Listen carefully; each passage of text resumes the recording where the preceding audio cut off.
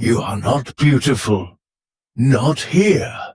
Not by the standards that wrapped your world in glass and numbers. Not by the cold flick of filters and the blade of comparison. Your mirror lies. But tonight, that mirror will vanish, because you're about to step into a time where beauty is not seen. It is felt, not worn, but endured, not measured, but meant. A world where the wind blesses your cheeks, and the sun speaks your worth through the dark shine of your skin. You don't know it yet, but this day will echo, not in names, but in the way your silence is remembered, in the way your face is traced into the paint of gods. Close your eyes. Now, open them again. You are no longer home. You've woken on the red banks of the Niger River in the early 1600s. A world of dust and ritual, of hush and heat. You rise not to sunlight, but to rhythm.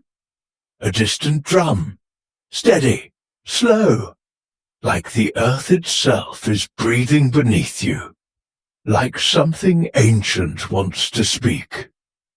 The scent of crushed hibiscus, shea butter and palm ash wraps around your face. You smell like a ceremony. You smell like someone expected. You blink, and red light filters through woven straw walls. Your skin, it glows, not from the sun, but from the oil your mother pressed into your pores last night. Bambara oil, sacred ash. Their hands moved gently, but with meaning, always meaning. Your arms ache. You haven't moved in hours. You slept stiff, careful, so your newly etched scars wouldn't blur. Fresh, raised, painful, still healing, still beautiful. You are not a queen, not a priestess, just a girl.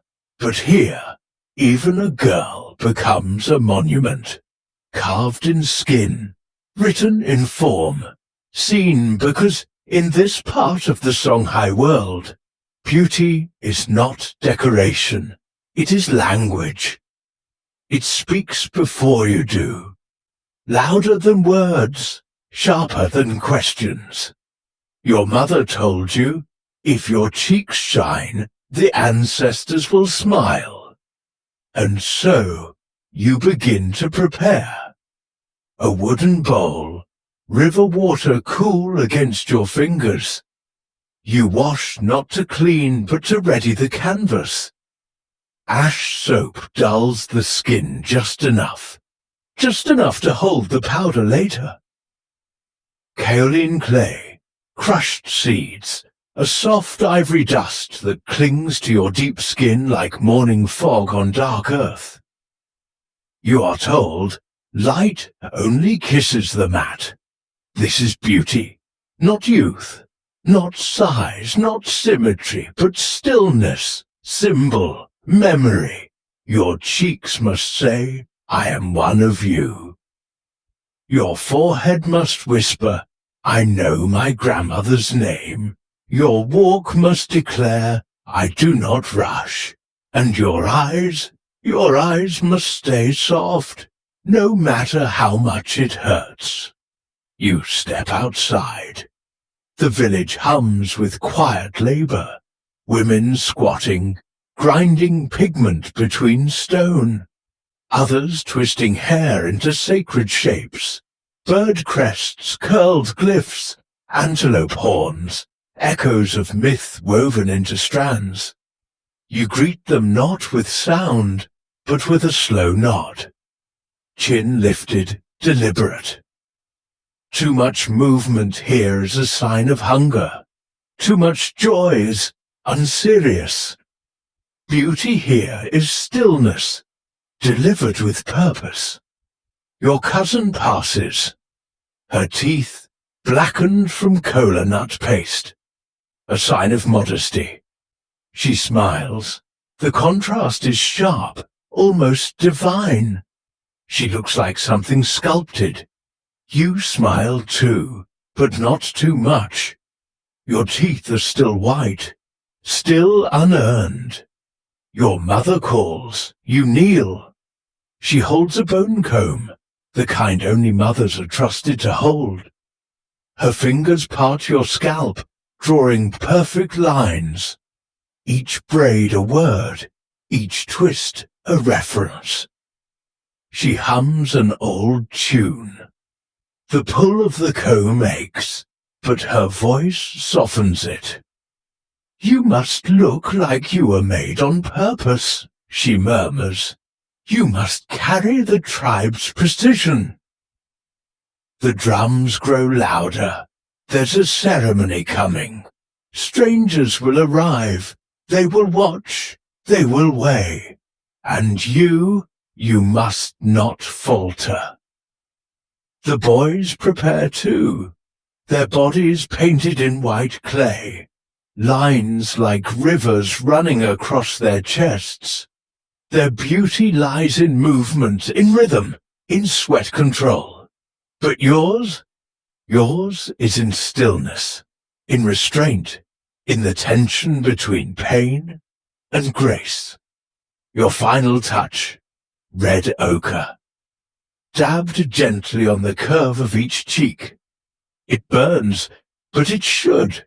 They say, the gods only notice those who suffer beautifully. You step into the clearing. Others are gathered. The heat rises. Eyes slide over you, but not like predators, like poets. Measuring not your hips, but your bearing. Not your age, but your aura. Someone murmurs, she looks like her great aunt. And in that moment, you glow, not with pride, but with memory. You have inherited a face, and that is a blessing. Here, you do not want to be new. You want to be recognizable, to carry the lineage in your spine, to belong in bone and rhythm. The sun rises higher, sweat gathers. It rolls down your temples, tracing the fresh scars, like water over ancient stone. Even the sweat is part of the design. You're not just a girl. You are a surface of meanings. You are not just beautiful. You are appropriate, not pretty, honorable. A stranger steps forward. He nods, not at your face, but your composure. You don't smile. You don't blink. You stand like a statue made of memory, like a matriarch sculpted in flesh. Your mother exhales. The nod was enough. You've passed. But this day is not the end. It is only the opening line. Tomorrow, the fire comes. And how the fire remembers you will depend on how you carry it today. Before your eyes even open, something burns. Not smoke, not fire, not incense from the morning altar, but the bitter sting of ash bark, crushed and smeared across your skin the night before. A paste they told you would keep your pores tight, your face firm, your beauty preserved. But now it clings to your nose like rot. You slept in it, you breathed through it, and now it smells like memory gone sour. As if you weren't born from the trees, but buried inside one. Your lids twitch open, dry, heavy, glued with sweat and crusted pigment. The world enters slowly, and it hurts. Your cheeks burn. The scar lines from yesterday's ritual, not yet healed, throb like red-hot cords sewn beneath your skin. You're not allowed to touch them. Not yet. Not until they've crusted. Not until the wounds settle into their proper shape. They said the marks would bloom like flowers, but they feel more like fire ants, marching beneath your flesh. You sit up, spine stiff from lying too carefully. Every motion feels watched, even here in silence. And then the itching. It begins low, at the nape of your neck, then spreads like wildfire beneath the braids. You want to scream, but you don't. Because last night, the braiding was done by elder women, with tight, practiced fingers. The combs were shared, the oils old and reused. The same thread that dressed one girl's head was used again on yours. Your beauty was never yours. It was borrowed. You clench your fists against your thighs to stop the scratching. To scratch would ruin the lines. And in this world, symmetry is sacred.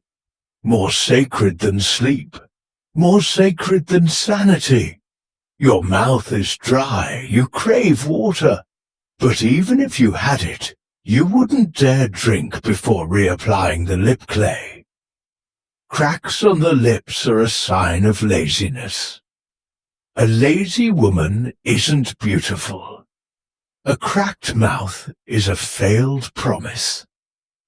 Then, a footstep, a shadow outside the doorway, a voice low and sharp. The inspector comes today. You freeze, not with fear, but calculation. You feel your face without touching it.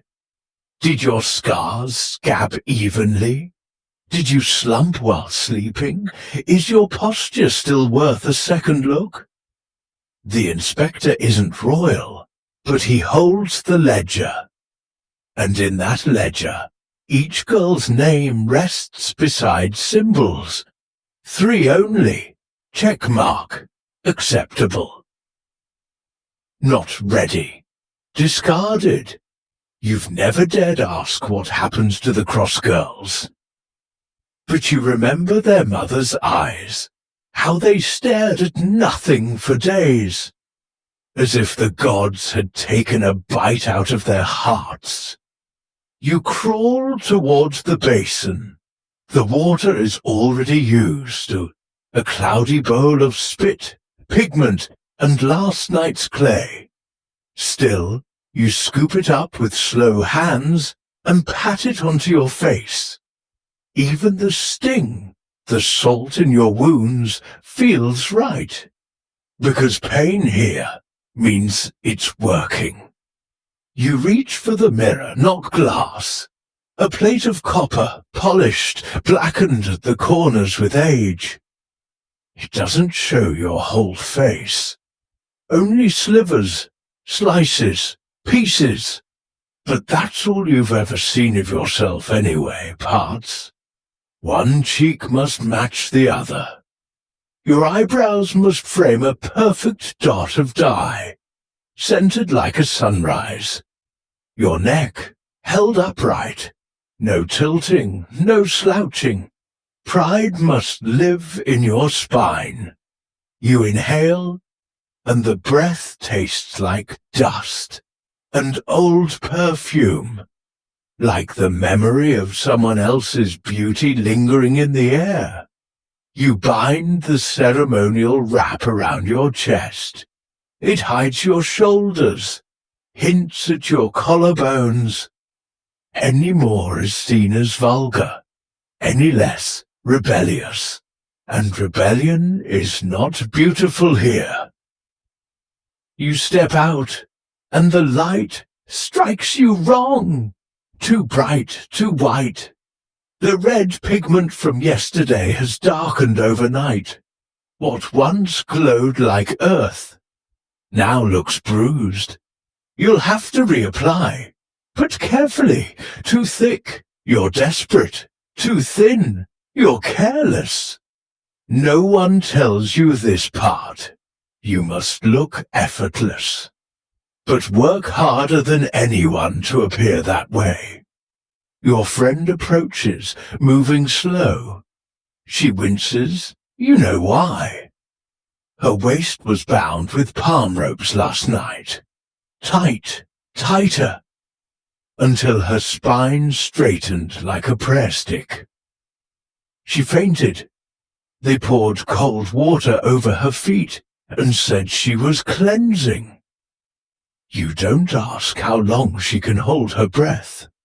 You already know, as long as it takes to be seen. A group of older women pass, balancing bowls of powders and gloss on their heads. One of them stops, points at your cousin. Good forehead shine, she says. You nod politely, but inside you sting. You've oiled your own forehead for days, but your skin absorbs the shine too fast. To match her gleam, you'd need double the oil, but too much. They'll say you're vain. That's the trap. You must glow, but never glisten. You must strive, but seem untouched. A delicate war no mirror can teach you to win. Only the gazes of others and their silence. The drum sounds. Inspection begins. You stand in line, still, silent, breathing like stone. The inspector walks past. Thin man, tired eyes, notebook in hand. He says nothing. One girl, feet too calloused, rejected. Another, braid slipped, X mark. Then he stops in front of you. He looks, not kindly, not cruelly, just mechanically. Your heart thuds so loud, you're sure he hears it. He steps closer. You hold your breath, he writes, you passed. But you feel no joy, only weight. It wasn't praise, it was permission.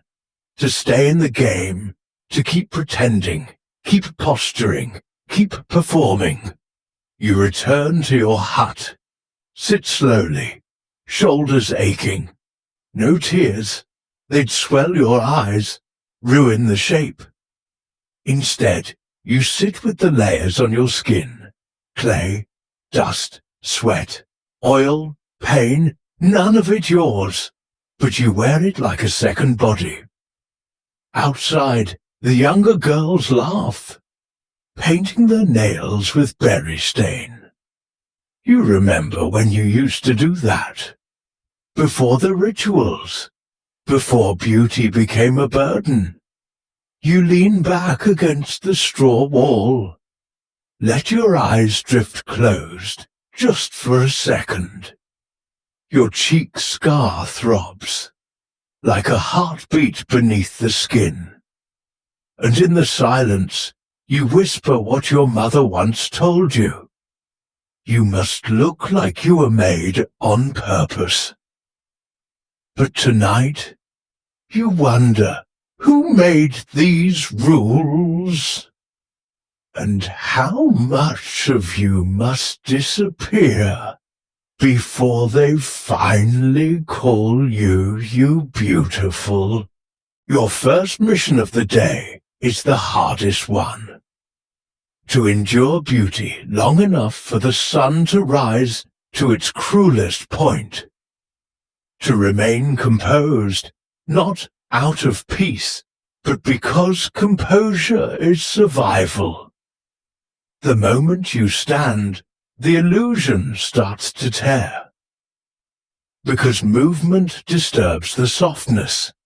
It creases the fabric. It reveals fatigue. And beauty here must look effortless, even when it costs everything. You move slowly, deliberately. A dance of restraint. You try not to wrinkle the wrap that hugs your hip. Its folds must resemble still water at dawn. Not stirred, not strained. Your legs throb. Your belly twists in protest. But you say nothing. Even in silence, you perform. The red dirt road greets you with heat. Its warmth clings to your ankles. Dust kisses your oiled calves, staining the sheen with mud-brown smudges. You feel the instinct rise to brush it off, but you resist. Because touching your own skin in public, even to clean, is a sign of worry. And worry makes you look desperate. You had no breakfast. That wasn't an accident. Your mother taught you. Beauty has no appetite. An empty stomach sharpens the cheekbones. Salt swells the jawline. So you suck on a sliver of dry baobab root, bitter coarse, just to quiet the hunger. Not to nourish, only to hush. A boy walks by. His glance is quick, a flick from your scalp to your soles. He says nothing, doesn't pause. And that's the cruelest measure of all. Because silence here is not mercy, it's judgment. The more quiet they are, the more they're weighing you, like livestock, like currency. You slow your pace. Let your hips tilt slightly, just enough to look graceful, but not inviting. Too much sway and you're labeled loose. Too little, and you vanish into the dust. But what haunts you isn't hunger or thirst. It's the invisible eyes, always there. Even when you walk alone, they follow, woven into the sunbeams, hiding in the shadows, watching, measuring, comparing. And from those shadows, doubt creeps in. What if I'm already fading? What if someone else has already been chosen? What if I was never beautiful to begin with? These aren't questions, they're threats. Because if you lose this unspoken contest, your path narrows, your future dims. You become background, a woman unpicked, unnamed, untouched. Still, you walk. You pass a group of women, sitting beneath the broad branches of a baobab. They are not old, but older than you. They've played this game before. Their eyes trace your steps. You nod, respectfully, carefully, not too eager. One of them murmurs. You hear only one word, hollow. It could mean anything. Your skin, your spirit, your smile. But you don't ask. You just keep walking. Because asking invites answers. And sometimes silence is kinder. You reach the market. Not to buy. You have nothing. But this is where the gaze gathers. Where beauty is noticed, recorded, repeated in whispers. It's chaos. Fish scales glint in the sun. Children run through legs like eels. Women shout prices like they're singing. Color and hunger and smoke mix into the air. And still, you must stand as if untouched by it all. Your body must say, I belong here, even if I bring nothing. Even if I am nothing. You stop near a bowl of indigo dye. The scent, bitter, earthen, almost holy.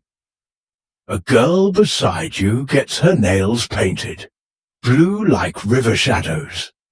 You look at your own fingers bare. You forgot. Again. You want to ask for just a drop, just a dab, something to say I'm alive. But the dye costs. A single smear could cost a shell. You have none. So you hide your hands under your shawl. Make it look like a choice, like restraint. A breeze stirs. Thank the gods. It dries the sweat on your spine. You imagine it's blowing the tiredness off your bones. But it passes quickly, and the sun returns, cruel and full of questions. You feel the ochre melting on your cheekbones. The clay under your jaw cracks. A scab on your lip begins to itch. You want to fix it. You want to reach up, to smooth, to patch, to restore. But you don't, because touching your own face here is an admission. It says you're not whole. It says beauty is a mask. And once they know it's a mask, they never forget. So you smile at nothing, to no one, and let the heat feel like control. You step off the main path, into an alley, narrow, shaded, a moment of false solitude. You lift your shawl, scratch the itch at your scalp's edge, flick a flake of ochre from your lip. It feels like breathing again for a second. Then a child turns the corner. He sees you. Just a glimpse, but that's all it takes. Tomorrow someone will whisper, I saw her scratching. Her braids were flaking. She looked tired. And tired in this world means fading. You sigh and continue walking. Your mind won't rest. What if they see through me? What if my mother was wrong? What if I'm losing this quietly, and no one will even tell me? But you walk anyway. By noon, you return home. Not inside, not yet. You sit beneath the woven shade your grandmother once claimed. The clay wall is warm against your back. You run your hand over your forearm. Feel the fresh keloid scars raised like sacred writing. You whisper their meaning to yourself. Grace, obedience, endurance. Not for love, not for faith, but for the gaze. Because here, beauty isn't freedom. It's armor. It's currency. It's the right to keep walking forward, instead of vanishing. There is no script for when to stop performing, no bell that rings, no robe to hang. There is only the next breath, and the next. You close your eyes. For a moment, you let yourself imagine a world where you could wake up ugly and still be loved. Where dust didn't matter, where no one measured you like grain in a jar. But then a drum echoes in the distance. Another summons, another gaze. You open your eyes, the sun is still high. The watchers are still watching. And you rise. There's no room for weakness in this world, not when the gods are watching.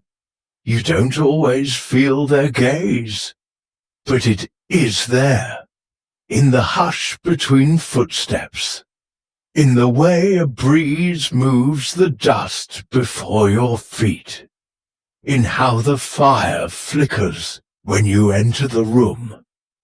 Every gesture you make, every tilt of your chin, every brush stroke across your skin is not vanity, it's offering. You're not merely your mother's child, not merely a girl among others. You are a symbol, a vessel carved by time, a body that must speak in silence. This afternoon the priestess sends for you. The falling sky rite begins tomorrow, and for that you must be prepared. Not for men, number for something older, for ancestors who do not blink, for spirits who judge not with eyes, but with memory. You barely remember the last time you stood before them. Words had no place there. Only stillness, only shape, only soul arranged through color and dust. Behind you, your mother hums. It is not a song of joy, but of memory and measurement. That same rhythm she tapped into your scalp when parting your hair for the first time. The same one she hummed when etching the marks into your cheek. Marks that are more than beauty. They are doors, they are maps. She leans close, and in a whisper so thin it barely touches the air, she says again, the gods do not see you until you are arranged. And so you kneel, not out of belief, but because belief is not always required. Obedience is enough. The floor beneath you is cool clay, pressed and smoothed by generations, darkened with drips of old wax, and the traces of blood that dried into prayer. The temple curves around you, narrow near the altar, wide like hips near the flame. The walls breathe faint heat. Candles burn in clay bowls, their smoke winding like memory, thick, sweet, and just sour enough to feel like truth. You lower your eyes. Let the sting of resin wash over your sight. Try to pray, but no words come. Instead, your thoughts crawl back to the wound on your cheek. Still healing, still uncertain. Did it scab as it should? Will it keloid beautifully? Will it rise like a river, or stay sunken and shameful? You remind yourself again, you are not just a servant, you are the offering. The priestess enters. She moves like mist, silent, exact without excess. Her body painted in clay dust and sacred oil. Her eyes ringed black with ash from cola bark. She smells not of body, but of ritual. She doesn't ask your name. She doesn't need to. She simply rests her palm atop your crown. You do not move. From a slender reed, she draws ink, not for decoration, but declaration. The first line crosses your brow, then the next. Each symbol carved in black against your skin speaks what your lips cannot. I belong to the river's bloodline. Stillness sits in my marrow. I am not afraid to be seen. You don't flinch. Not because it's painless, but because flinching is a kind of noise. And in this place, noise is disobedience. The priestess leaves, you remain kneeling, you hear the others arriving. The room shifts. One girl sobs, another gasps, another is hushed by an elder's whisper. You stay quiet, but inside You want to scream, not from fear, not from pain, from the pressure of being watched by silence. A girl kneels close beside you. You smell it before you see it, that heavy scent, blood and sacred oil. She's bleeding. You are not. It matters. In some clans, blood during ritual is seen as contamination. In others, it is divine. You don't know which way they'll turn tomorrow. But still, you pretend not to notice. Because even in your most honest moments, acknowledging the body here is immodesty, even when it bleeds truth. Later, you walk to the ritual house, a windowless cube of red clay, its door a curtain of woven palm fronds, knotted with strings of bone and shell. Inside, the eldest women sit in a circle. They do not greet you. They simply work. In the center, a clay bowl. They mix the sacred powder inside it slowly, like stirring a storm. The root of the ghost tree, obsidian dust, ash from last year's sacred fire, and snakeskin peeled beneath a full moon. You are told it must be placed on your womb, so the gods know where to listen. You disrobe, not in shame, in purpose. You are not naked, you are displayed. The elder fingers trace the powder across your lower belly, across the dip of your hips, along the ridge of your back. With each motion, they chant softly, "A beautiful body is a prayer the gods can read." Your eyes close. You let the rhythm enter your breath. Outside, the light dims. Evening is calling the river. And with it, your final bath. You walk to the water with the other girls. No songs, no games. This is not girlhood. This is passage. The water welcomes you cold. The mud is soft and firm, like the hands of your grandmother. You step into the current. The chill licks your knees, then your hips, then your ribs. Then you submerge. And when you rise again, your breath catches. Water drips from your lashes like tears. But your markings remain. The dye holds, the powder clings, and that is the proof. Because the gods, they say, only acknowledge what endures water. You walk home glowing, wet, but whole. Your mother meets you at the door. She does not smile. She inspects. She adjusts. She measures your readiness with the weight of generations. Then she offers you a mirror. Copper, dented, fragmented, but enough to show your face. You look.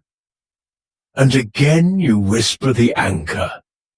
I am not just a servant. I am the offering. You press your fingers together. Kiss them. Touch them to your brow. And sleep. Not in peace, but in waiting. For tomorrow, you are not celebrated. You are questioned. And your answer is your flesh. The sun still clings to its early position, yet your bones betray the hour. You don't rise with a call or crow. You rise because something deeper shifts. A low ache in the hips, a whisper from the clay floor pressing into your joints. A woman's body is a timepiece wound by breath and burden. And this morning, it strikes.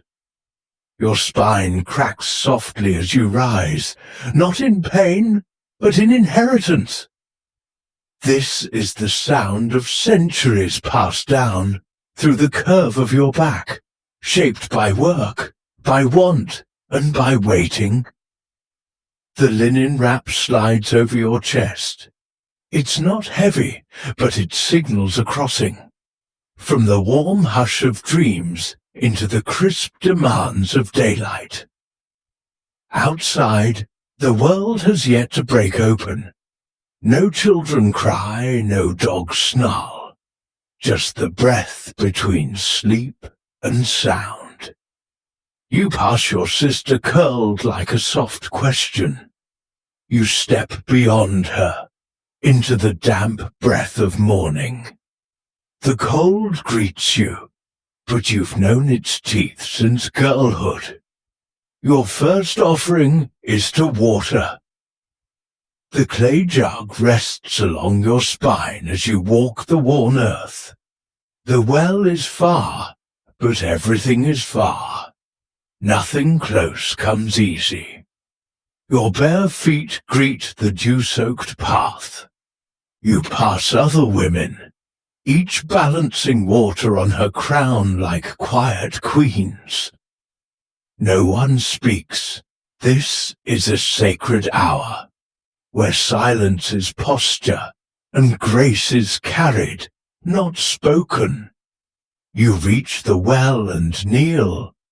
You do not pray, but your gestures echo worship. Diploma draw, pour. The water slaps your wrists, a baptism unblessed, yet holy. You fill the jug and lift it. This is ritual. This is rhythm. This is the ticking of the woman's clock. Your second fire is literal. Home again. Your mother stirs embers with fingers that seem carved from ash. You kneel beside her, coaxing flame from twigs and breath. The pot above you waits, regal and still. You add lentils, salt, the bone from yesterday's carcass. Water to stretch it thin, to make it last. This is not just cooking. This is sacrifice measured in flavor. Your mother hums a tune, never fully sung, always drifting. You don't know the words. Maybe she doesn't either. It's not about knowing. It's about doing. Your third rhythm is the body's.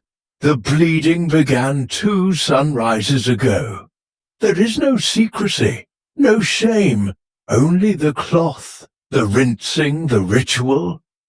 At the river, you wash the rag in practiced strokes. No one averts their gaze. Why should they? This is not a surprise. This is nature repeating herself. You remember your first blood. 10 years old, hiding, walking strangely. Your aunt noticed, said nothing, just handed you a cloth, pointed to the stream. No celebration, only continuation. Now your younger cousin watches. Her eyes study the way you fold the cloth. How your face flinches, but your mouth remains still. How you rise from the river. Water trickling from your wrists like stories unspoken. You are teaching her, without words. Womanhood is not taught in sentences, only in movement, rhythm, and endurance.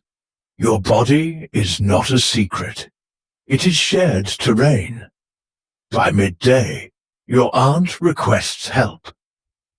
She sits between your legs, scalp exposed like scripture. You comb for lice, fingers threading through heat and sweat. She speaks of a dream, a goat that wouldn't die, a cave that hummed, a boy with gold eyes. You listen and pluck, nod and kill. This is more than grooming. This is translation from skin to soul. Later, you grind grain stone against stone. Your hips sway with the rhythm, familiar, ancestral, endless. The seed turns to meal. The sound turns to quiet. You lose yourself in it. This is meditation. This is meaning. Men pass. Their eyes linger on your bent back. They say nothing. You pretend not to notice, but you do. You always do. Your breasts are not just yours. They are watched, measured, assumed. You carry them like a burden disguised as flesh. A neighbor's baby cries. You move instinctively, lifting the child, cradling without thought. You are not a mother, not yet. But your body remembers what it's never done. The rocking, the hush, the rhythm of a womb waiting its turn. The child quiets. You return him. Nothing is said. It doesn't need to be. You've played your part in the shared script of women's care. You belong to a lineage, not just of blood, but of duty, of repetition, of rituals passed hand to hand like old cloth. As the day curls towards dusk, you return to the river. The blood still moves, not heavy, not gone, just present like a tide, like memory. You crouch among other women, their shapes etched against the amber sky. You rinse, you scrub. A joke passes like a flicker, a rare laugh, then silence again. Your thighs ache, your arms pulse. Still, you have not stopped. You never do. At nightfall, you sit near the fire. Mother on one side, sister on the other. You pluck herbs, you tie garlic, you mend a tunic. The stitches are crooked, but strong. These are not tasks. They are inheritances. The fire snaps, and for a while you hear only breath, the quiet, steady breathing of the women who made you. Your mother looks at you, not with praise, not with sorrow, but with knowing. As if to say, you're stepping into the shape I once filled. You wonder what that shape truly is. A mirror, a mold, a prayer, maybe all three. Before sleep, you feel the blood again. You check the cloth, replace it, lie flat against the mat. The cramping builds, slow, full, insistent. You do not complain, you do not resist. You let your body speak its own old language. It speaks in rhythm. This is your life. Not made from dreams, not carved from freedom, but shaped by water, by fire, and by the unending, unwelcome sacred tick of the woman's clock. You don't remember the last time your body truly belonged to you. It's morning again. Or maybe just the hour where the fog hangs low and nothing has yet chosen its shape. Smoke curls from thatched roofs and clings like wool to the bones of the village.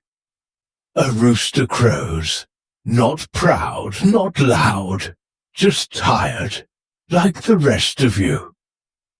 You're already walking, barefoot through the cold mud, because your Lord's man came before dawn. He didn't knock, just stepped into the house like it was his, looked at your father and said, "Bring the girl." And so the girl walks. You. By the time you reach the manor, Your feet are raw and numb. The guards don't glance at you. The steward doesn't ask your name. They know what you're here for. You're told to sit. A hard wooden chair receives you, splinters pressing into your thighs like warnings. No one asks. No one ever asks. They just tell. This isn't the first time. And you know it won't be the last. In this world, in your world, early modern Europe, your body is not a home. It's a debt. It's currency minted in silence, spent without permission. You don't own it. You were born poor. You were born a girl. The rest was decided for you. There are stories, not here, but far off, that somewhere girls learn to read. Some women earn coin without undressing. You've heard of midwives whispered like spells, nuns mentioned like ghosts, but not for you. Those doors are sealed. You belong to a house that pays its rent in coin and in daughters. The Lord is old. His teeth rot behind soft words. He likes quiet ones. Soft fingers. You're told to smile, to look honored, to speak only if spoken to. You're 13. Your mother once said, "Don't cry, it only makes it worse." She would know. Her voice broke when she said it, but her face did not. That's when you understood. Womanhood is a wound passed down like old clothing. The stain's already there. You are not alone in this. There are others. Girls who come back different. Boys who don't come back at all. Some vanish. The church says suffering is sacred, that your silence is a virtue. That pain brings you closer to the Virgin Mary. But they never explain why holiness feels like drowning. You wonder if any angel saw you. If they did they turn away? At home, everything aches. Even the parts of you can't name. You don't want to eat, don't want to speak. You flinch at your mother's hand, and she sees it. She doesn't ask. She just ladles broth into a bowl and tells you it's warm. And both of you pretend you're still a child. But you're not. Something has been taken, and it won't be returned. In the fields, the other girls avoid your eyes, some know. Others don't want to. You've become a warning, a walking omen in braids and silence. They fear if they stand too close, what clings to you will cling to them too. They're not wrong.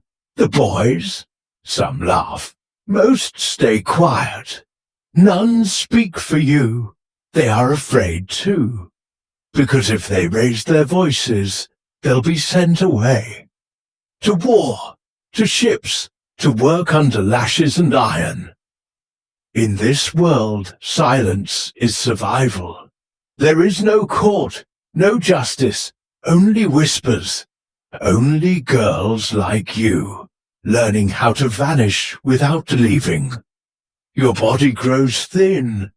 Your hair falls out in your comb. The healer calls it nerves. Your mother says it's the curse. But you know what it is. It's weight. The weight of everything you were never allowed to scream. Until one night, you do. Not aloud. Not where anyone hears. But in your sleep you scream. In the dream, you burn the manor. Tear down his curtains with your bare hands. Smash his goblets. Spit in his wine. Laugh as stained glass shatters like ice. In the dream, you are fire. In the dream, you are dangerous. In the dream, you are finally yours. You wake up trembling, but you remember the feeling, and you tuck it somewhere inside. A spark that doesn't go out. You begin to watch, not speak, just notice. Who trades bread? Who disappears during Mass? Who hides scraps of books beneath floorboards? Secrets speak to you now, and you listen. Because secrets, when held quietly, become power, and you are done with powerlessness. One day, a boy grabs your wrist. You say one word, "No!" He laughs, but he lets go. Small, but it tastes like freedom. Later, you see her, a girl, no more than 10, being led towards a manor. Her hands are shaking.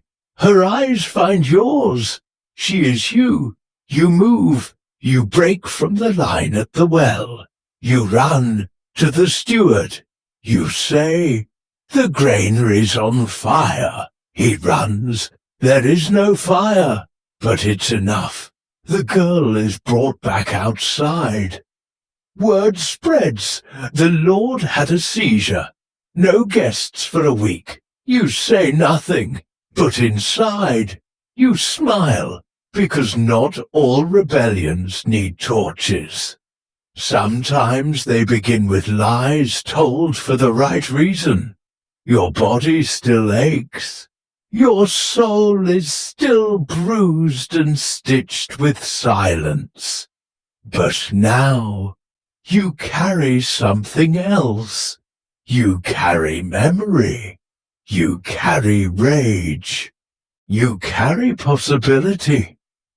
That maybe, just maybe, girls like you won't always have to kneel. That night, as you lie down on your straw mat, you whisper it to the dark, "I was not born to be owned." And somewhere in the deep soil of the forest, something ancient hears you. Something older than kings. Something that has waited a long, long time. For girls like you to remember that even broken bones can carry power. The lamps are burning low tonight. Their flames quiver like frightened children clinging to one another in the dark. You lie still beneath a threadbare sheet, in a house made of sorrow and splinters. Every wall groans like an old man trying to rise from his knees. The cold presses in, thin mattress, thinner dreams, thinnest hope. Your mother does not hum tonight. She always did, a quiet, unbroken melody, while she stirred the pot or cleaned the bowls. Not a song for joy, no, but one that filled the air with something alive. Tonight it's silence. Only the dull, hollow thump of a wooden spoon against an empty pot. And in the other corner, your brother coughs again.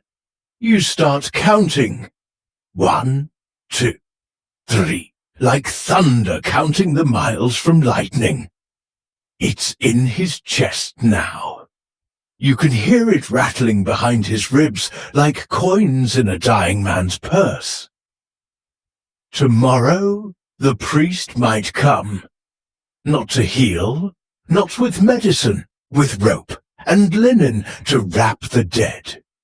You wonder if the Lord owns a scale, and if he weighs the worth of your dirt-caked hands against the prayers you've whispered in secret. And if he does, what is the cost of being forgotten? Outside, the sky is too still. There is no wind, no birds, no cry of fox or owl.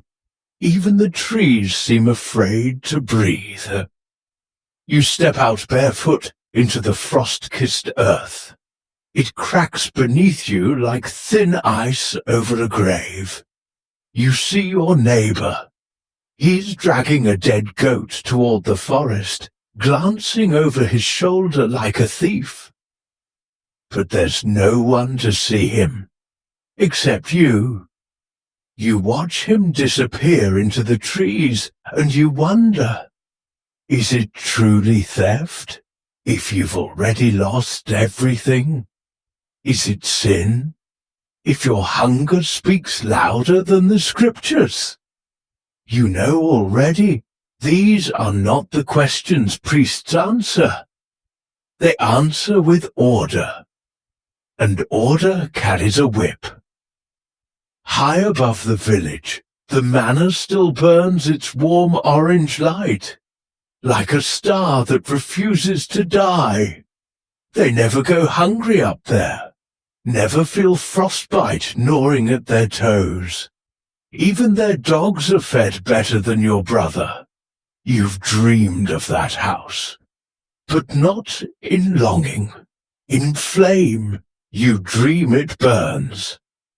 And the villagers gather around its ashes, barefoot and grinning, singing, dancing like freed spirits in the smoke. Sometimes you wake in shame from those dreams, but the shame fades, and the dreams grow sweeter. Tonight, there's a knock at your door. It's not the priest, not the steward, not even your uncle.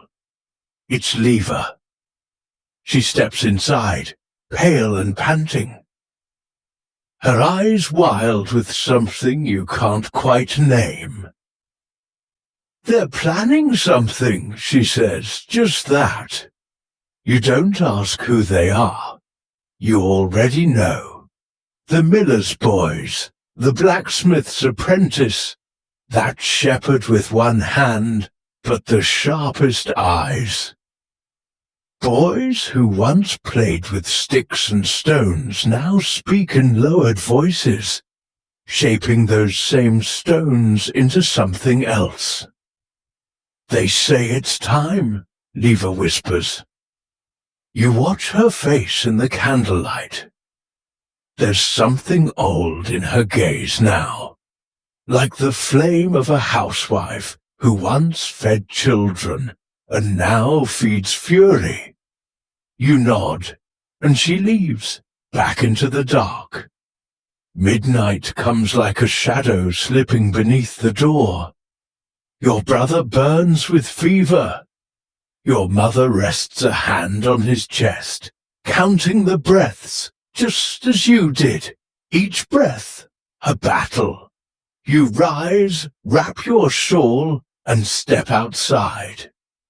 The village is a stillborn world. Houses sag like tired bones, windows blink with dying candlelight. And beyond it all, the gallows stand waiting. A question nailed to a wooden frame.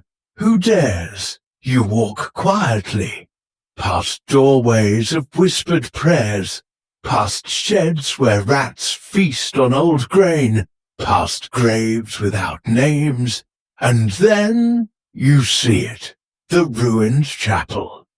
It's not used anymore. The roof has caved, the altar shattered, even the saints have left. But the stones remember, and they are ready to bear witness again. Inside, the boys, older now, not in years, but in faces, worn, hollow-eyed. One grips a rusted blade, another holds a nail-tied stick. No one looks like a hero. They speak in broken whispers, no speeches, no chants, just pain trying to organize itself. You're handed a torch. You don't ask questions, you simply hold it. And in your hand, the fire feels less like heat, and more like memory. Memory of rage, memory of your mother's hunger, of your brother's cough. We'll strike when the tacksmen come. The miller's son says, block the road, take the horses, burn the records. It's foolish.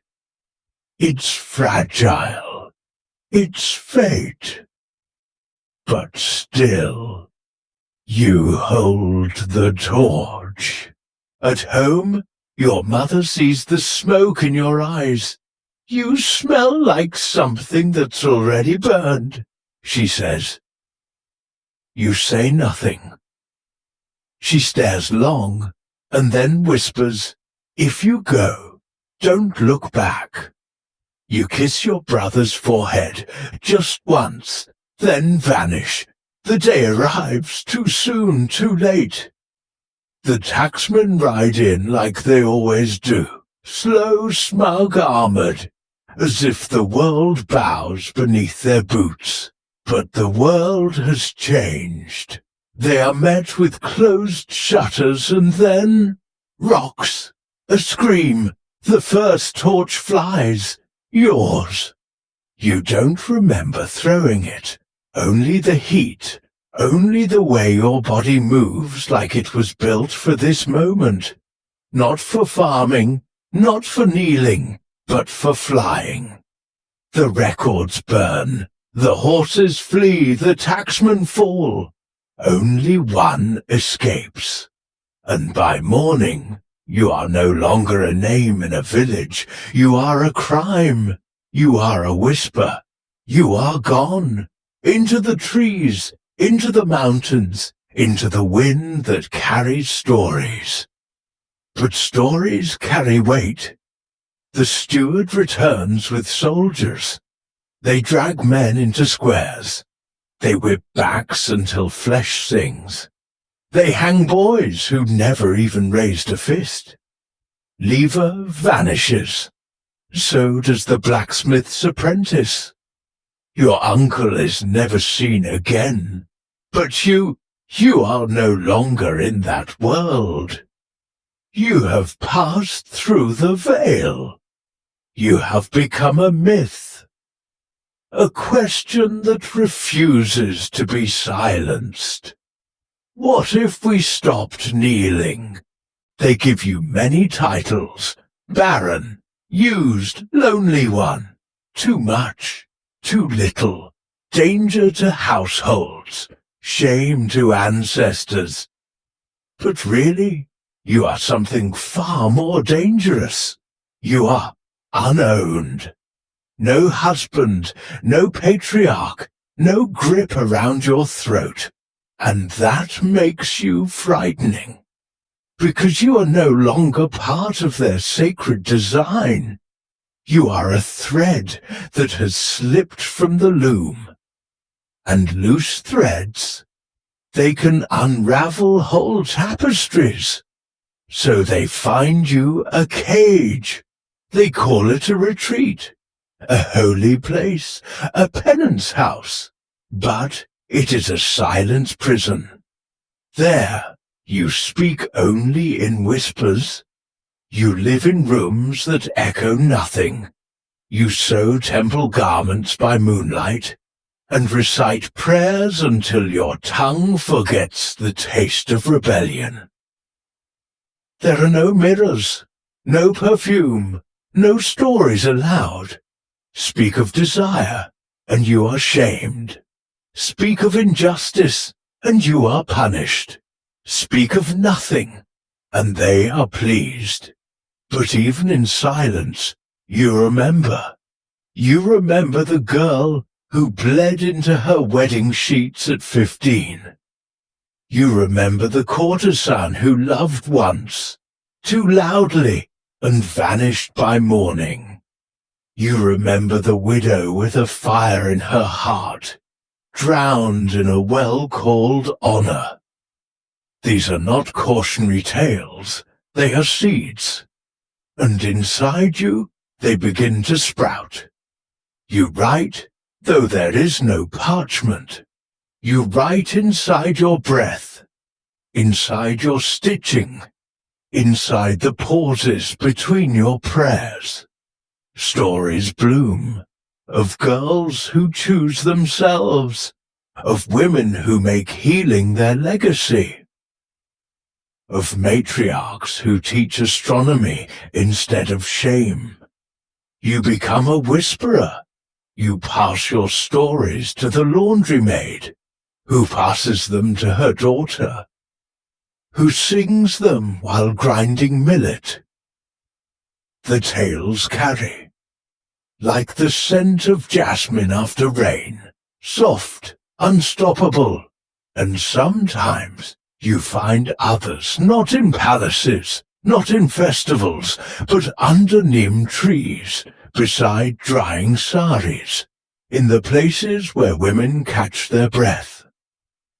There you meet glances that know, hands that signal, I see you. You trade small rebellions, a poem hidden in a prayer scroll, a red chili in a fasting pot, a tattoo inked low on the thigh, invisible but burning like truth. You smile again, not because they let you, because you choose to. You grow herbs in broken pots, tulsi for cleansing, hibiscus for bleeding. You name each one after a forgotten girl. You raise silkworms and watch them spin homes from spit and hope. You read the stars. You chart your own seasons. And little by little, the world begins to turn toward you. They come, the ones in need. A bride too terrified to be touched. A girl too clever to be silent. A mother whose daughter will not stop asking questions. They come, not for your holiness, but for your freedom. They say, you lived, teach us how. And then, one afternoon, a girl no older than 12 sits beside you. She clutches her elbows like a shield. You know that posture. You wore it once. You ask gently, what do you want to be? And she whispers, I don't want to be anyone's anything. I just want to be. You look at her, long software, and you say, then don't disappear. Not yet, not ever. Your name begins to ripple again, not in warnings, in wonder. You, the shadow, now the light under other women's ribs. You, the erased, now the ink in stories they dare to tell. You, the invisible, now the shape of courage. And though your spine curves, and your skin loosens, and the days get shorter, you are still unbowed, unbroken, unclaimed. They taught you to vanish instead. You became many. You are no one, not in name, not in song, not in the market's gaze. The moment you step beyond their expectations, when you refuse to marry, when your husband dies, when you speak too boldly or desire too deeply, the world begins to erase you. They do not beat drums when you pass. They do not whisper prayers. They do not curse you aloud. They simply look away. Once you were a daughter, a sister, a bride, perhaps even a lover. But now you are none. Not in their eyes. You've become a ghost draped in cotton and ash. You wear no bangles. No beads kiss your neck. No golden jumkas tinkle from your ears.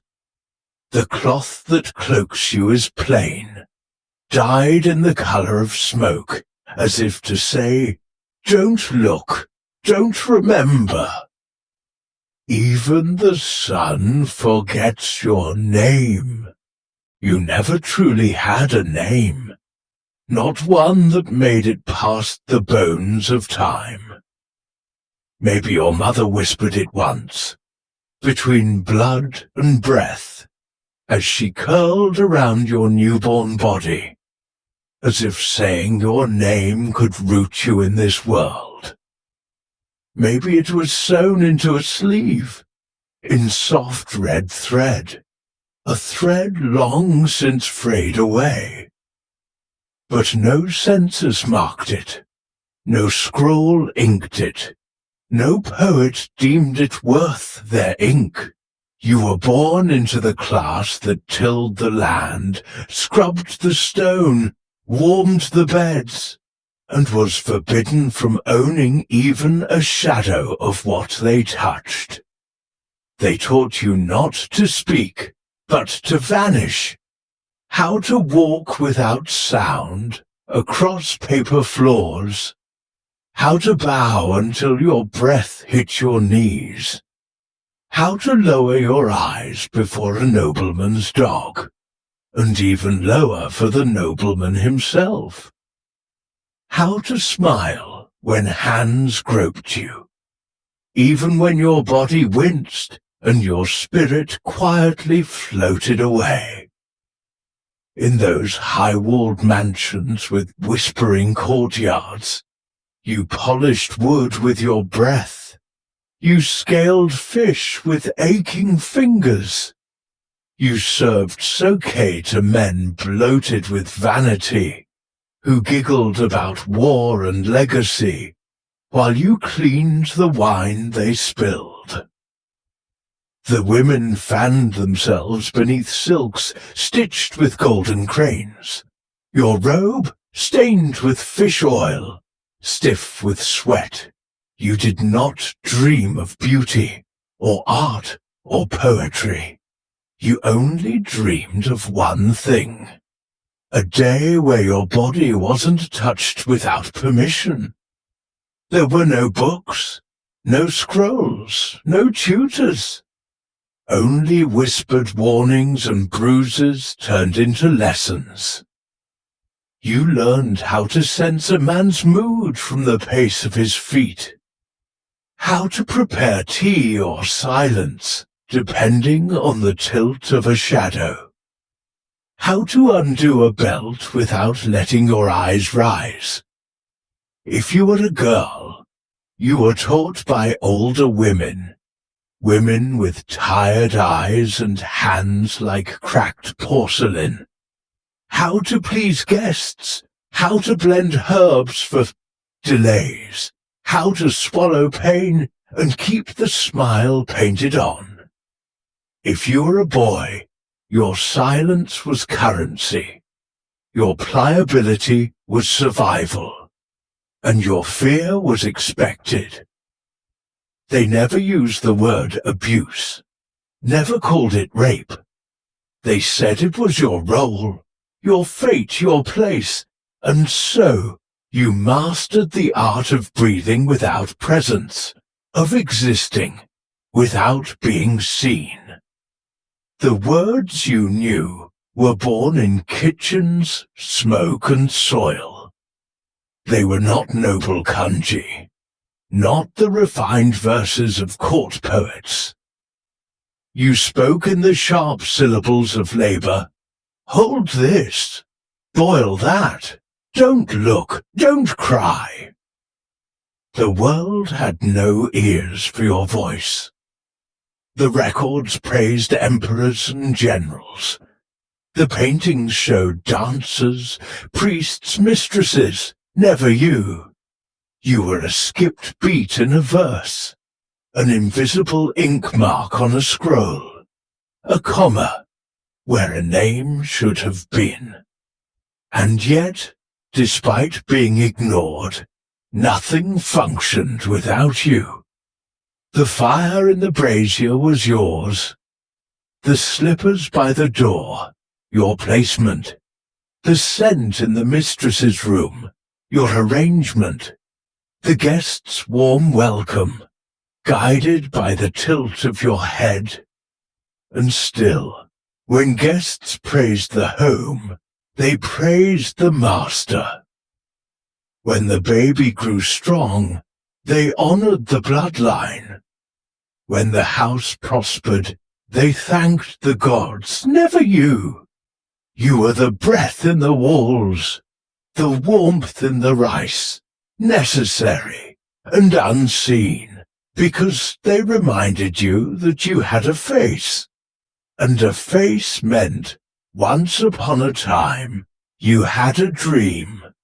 So you avoided mirrors, stopped humming when you worked, forgot how to smile unless commanded. You became function, an arm that served, a spine that bowed, and the mask you wore, the one called obedience, eventually became your only skin. Maybe once someone brushed your wrist in the dark, not to command you, not to use you, but gently, tenderly, as if saying, I see you. A kitchen boy, a seamstress, another shadow like you, no words, just a glance, and in that glance, a universe.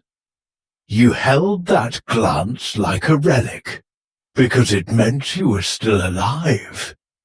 It didn't last, it never could. They were sold, or punished, or simply vanished. But the memory smouldered in you like sacred ash. Proof that even in a world built on obedience, a spark could still rise. No mourning robe was stitched, no name was chanted. Perhaps you were buried under a plum tree, or burned, or discarded. You were replaced, quickly. The new girl was quieter. The new boy bowed lower. The house continued, but the air changed. The incense stopped rising just right. The floors creaked in strange ways. And though no one spoke your name, the ancestors wept. They built dynasties on your spine, poured poetry into porcelain cups you cleaned, sang songs on stages you lit, and yet you remained unnamed. But if you listen closely, in the silent brushstroke of a servant in an old scroll, in the margin of a forgotten page, in the hush before a temple bell, there you are, still standing, still waiting, still remembering. You knew it before it happened. The stillness in your chest said it first, that aching, echoing moment where the world does not end, but shifts. It was not a cry that marked your awakening. It was the absence of one. Not silence, no. Silence is passive. This was different. This was silence-grown teeth. The air was thick with leftover heat, even though the sun had long dipped behind the ridge. Sweat curled at your temples, dust clung to your ankles. Your back hurt from kneeling too long. Your fingers stained from grinding the day's sorghum into something edible. You were exhausted, not from work, from being unseen. And yet, this night moved like a memory trying to return. Even the dogs in the alleys, usually loud and toothy, fell still, as if they too sensed it. That tonight, something inside you would snap. Not loudly, not with fire, but with clarity. You stood at the edge of the courtyard, half shadow, half smoke. Laughter drifted from the women. their heads tilted toward firelight, their stories rising like moths into the night. Men sat further out, heads bowed in serious conversation, speaking of governance they would never control. Children skipped and swirled under the moon, catching fireflies in cracked clay bowls. And you were both there and not a girl, not yet a woman, just a space between names. A question rose in your chest, heavy and sacred. What if I had been born a boy? Would your father have lifted you high and called you heir? Would your mother have wept in joy instead of quiet duty?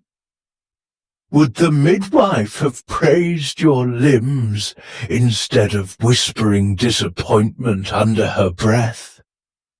But you were not a boy, and the world had not forgiven you for it. You wore your silence like second skin. It had become your shield. But shields too grow heavy. That day the world gave you its final bruise. Your youngest brother, barely 10, was handed the seat of honor. The one reserved for elders, for your grandmother. She had birthed 9 sons. She had fed a village on her knees. She had buried 2 husbands, and more dreams than you could name. And now she sat behind the threshold, not forgotten, just dismissed. You looked at her, and she looked back, eyes like old pearls rubbed in ash. There was no voice, but her gaze said everything. This will be you. You turned away, and the world didn't notice, because they never do, until you refuse to be ignorable. You left the courtyard without a word. Your sandals barely stirred the dust. You passed the fig trees, heavy with fruit no one picked, and stepped into the fields where the wheat bowed like silent mourners.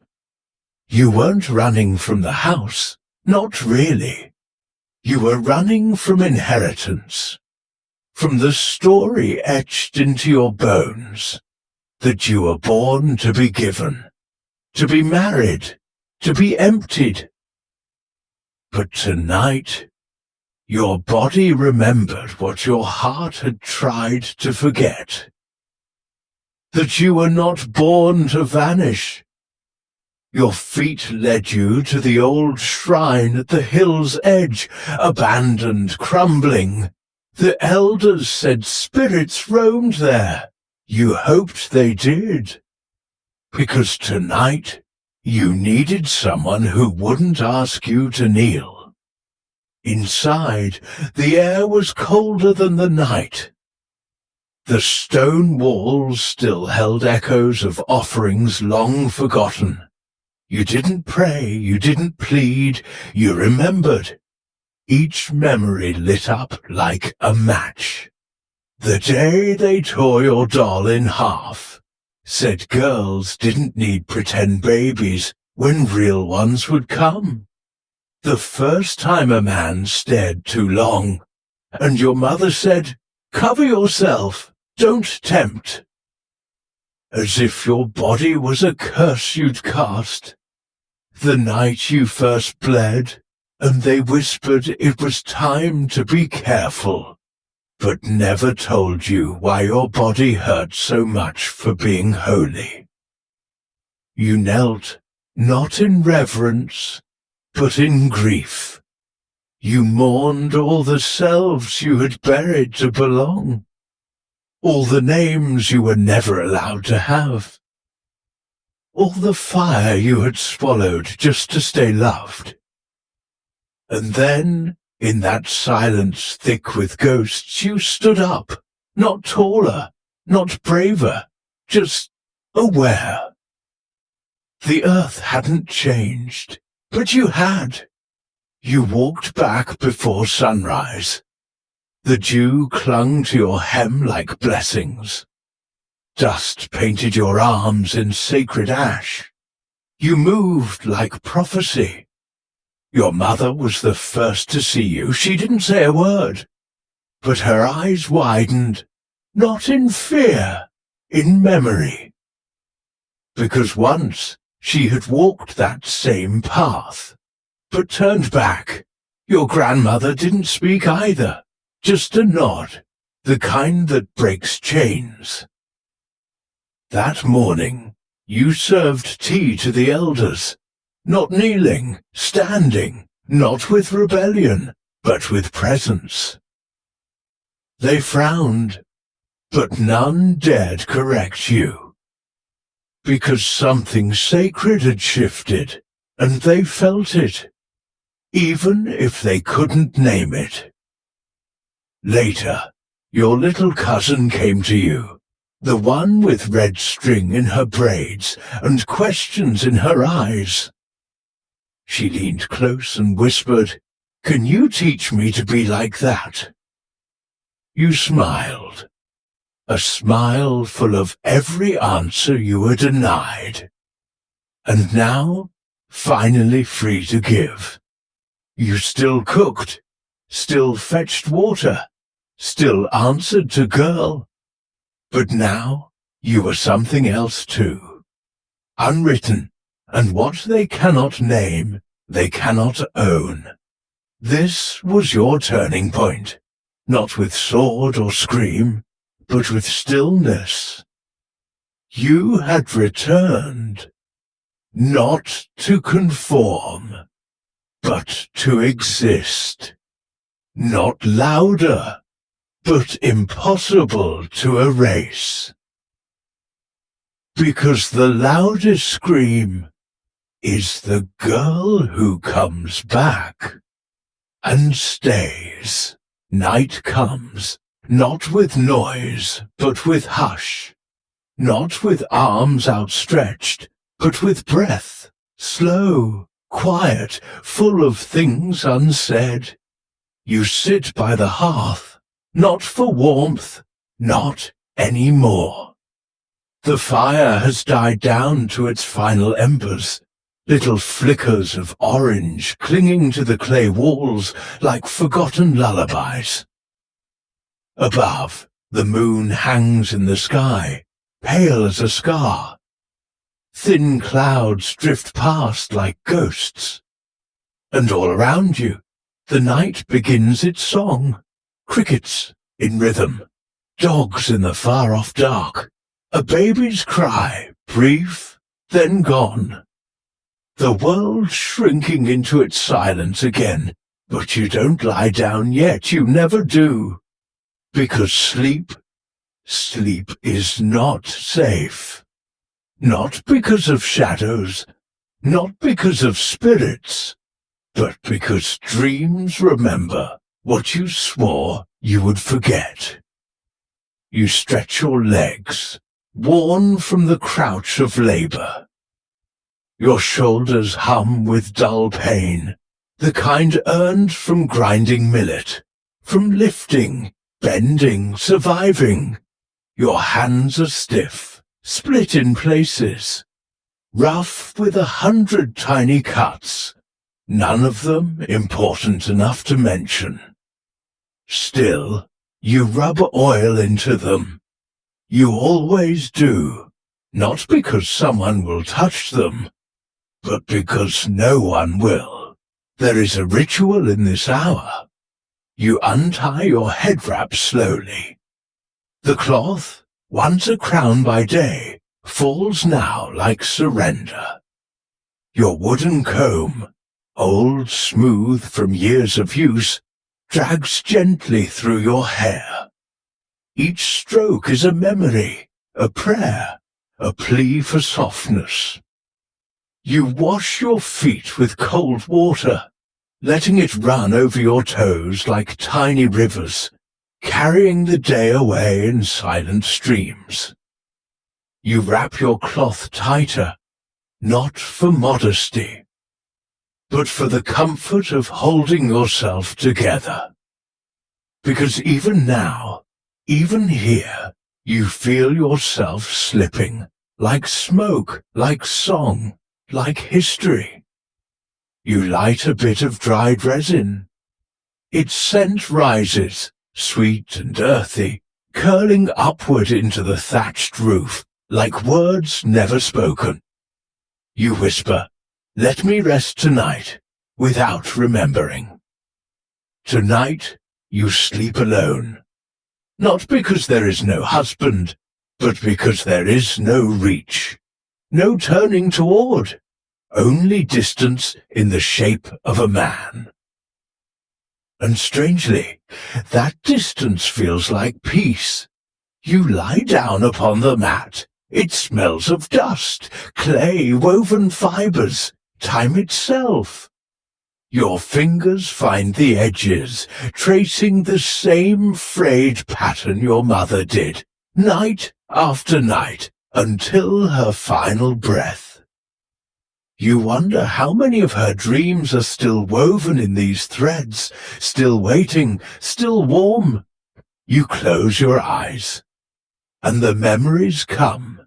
Not loud, not cruel, just steady, like water slipping past the rocks in your mind. You see yourself, a child beneath the basket during the monsoon, watching the walls drip with stormlight. Your brother brandishing a stick as a warrior's blade. Your mother humming that song. The one about the bird who lost her wings but walked to the mountains anyway. You used to hate that song. Now it lives inside you. A lullaby, a warning, a map. You dream the woman you could have been. The one who ran. The one who chose. The one who lived without asking. She walked barefoot through lilies, her arms wide, her laugh spilling into the wind. She does not shrink, she is not watched, she is not owned, she shines, and then you wake. Sweat clings to your skin, though the night is cool. You stare into the dark, and you don't cry. Because crying is not what strong women do. Still, you feel the warm wetness pool at the corner of your eye, and you let it fall. Not sorrow, not weakness, just release. A whisper rises from across the room. It's your cousin, 10 years old, barely a whisper of herself, already learning to shrink. Did you ever want to run away? She asks, her voice so small it almost disappears. You say nothing at first. You let silence stretch out between you, not empty but sacred. Then softly, I did, you say. I still do, but I come back. Why? You close your eyes and say, because I don't want them to write the ending without me. The moonlight pours through cracks in the roof, falling in silver stripes across your face. And in this moment, half asleep, half alive, you feel something stir. Not holy, not divine, but yours alone, your breath, your heartbeat, your name. A quiet drum beneath your ribs repeating, you were never just a servant. You were the story. Sleep comes finally, not like falling, but like rising, like floating down a river you no longer fear. And in your dream, you are walking again, barefoot, strong, glowing, through a world that does not yet exist, but will, because you dreamed it, because you dared to close your eyes and believe that the story might still be yours. The sun is long gone, not beneath the hills, not behind the clouds, gone as if it never was. Its golden tongue no longer licks the earth. The warmth is memory now, and the shadows you once cast no longer follow your heels.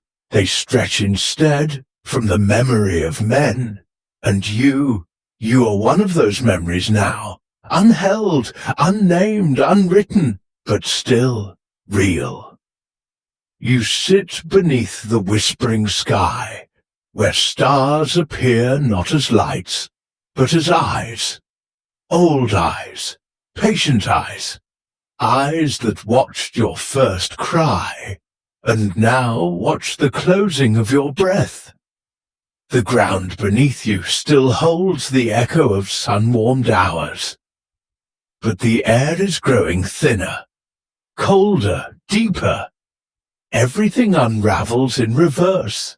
Color, sound, shape, all falling away like petals that know they were never meant to last. This is the moment they will forget you. And strangely, this is also the moment you become most true.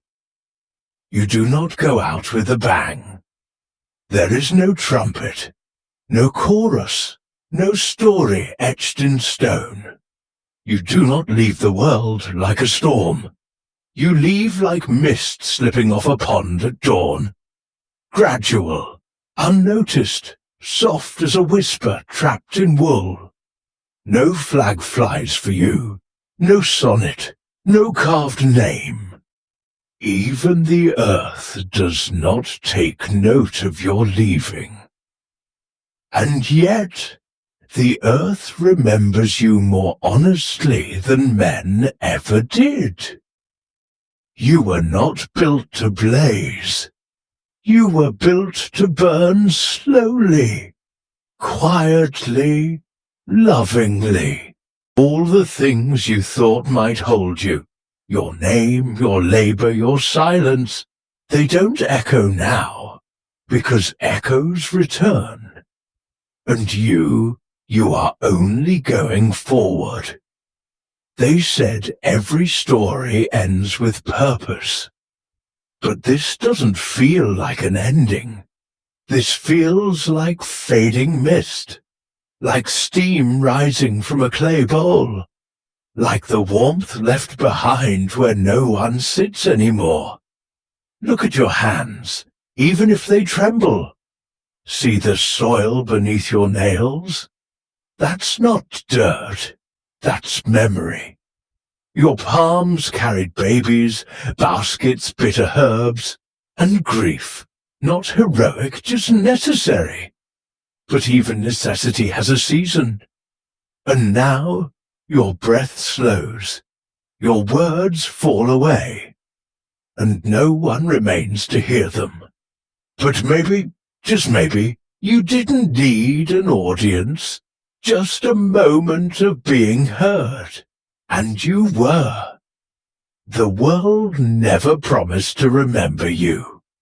The village forgot your steps. The temple miswrote your name.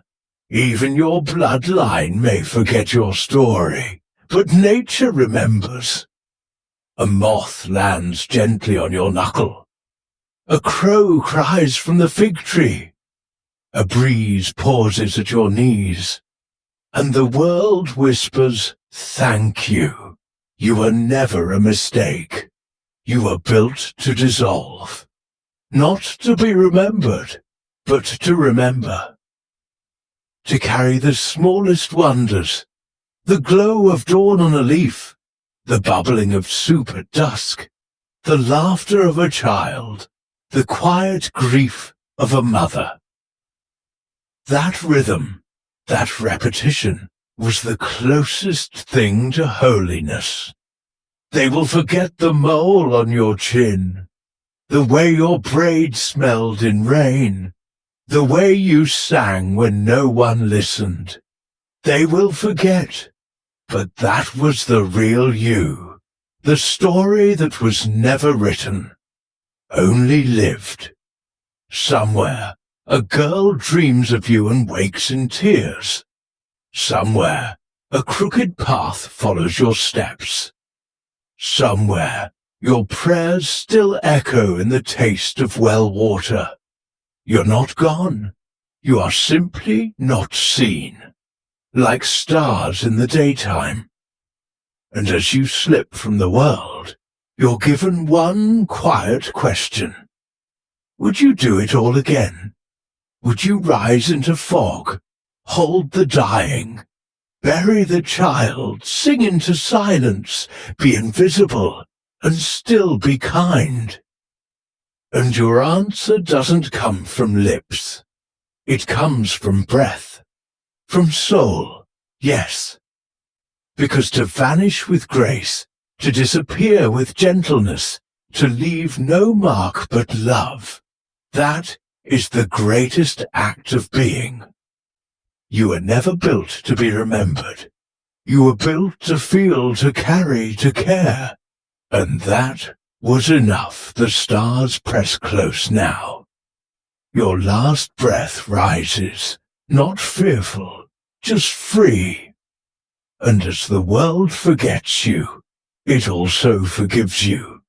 For all you were, for all you weren't, and for all you tried to be.